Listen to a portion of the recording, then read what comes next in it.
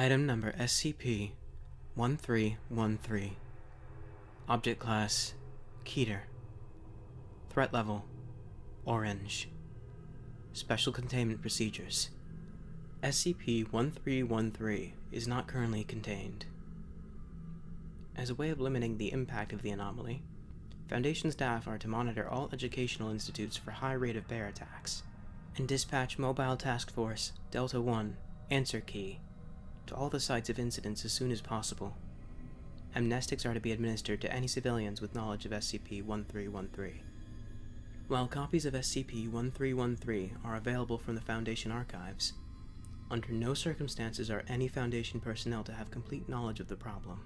Any staff found solving SCP-1313 are to be reprimanded, and, if the situation warrants, terminated immediately following the bear's capture. Excess bears are to be either released into the wild or used as food/test subjects for suitable anomalies.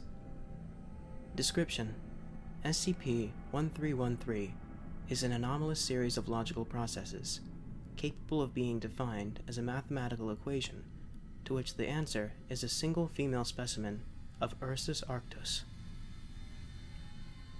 The equation itself does not appear to be inherently anomalous, but rather a quirk of mathematics. Rather than producing any number in R/A, the set of all real numbers that are not animals.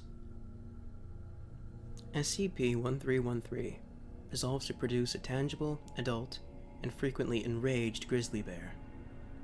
The resolution does not have to be physically represented, and simply considering the problem long enough to arrive at the solution has resulted in a bear's manifestation in or around the subject solving it.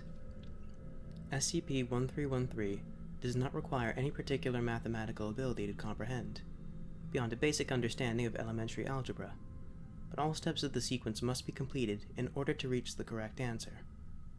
Skipping parts of the process or attempting to start midway through will not result in any anomalous effects, and will likely produce a purely mundane result. Currently, examination of partial components of SCP-1313 has revealed the following information about the anomaly. That SCP-1313 itself conforms to all axioms used in current number theory, although at times has proven to be remarkably stubborn. That bears cannot be returned to numerical form simply by solving the equation's inverse, pending the invention of a method of applying mathematical operations to physical objects. That SCP-1313 can be used as an element of other equations to produce semi-anomalous effects.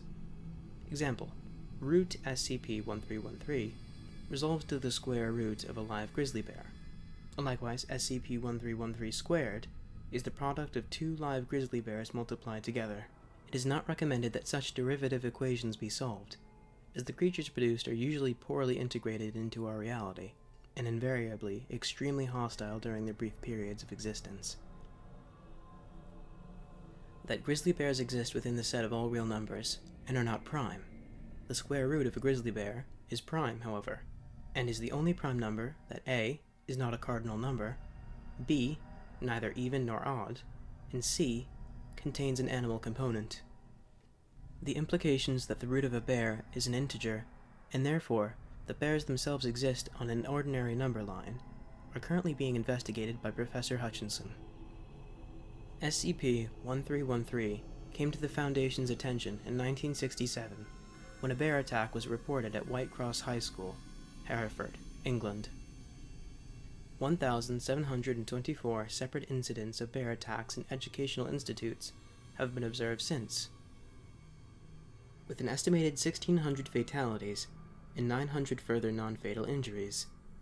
Of the 1,724 bears in mathematical bear composites generated, at least 20% are still at large. Notice: if, during the reading of this document, you have pondered the nature of SCP-1313 to such a degree that you feel you have independently formulated a portion of its structure, you are advised to make your way to the site's nearest amnestic distribution station, and then, following administration, to animal control. Failure to do so may result in disciplinary action and/or bear-related injury.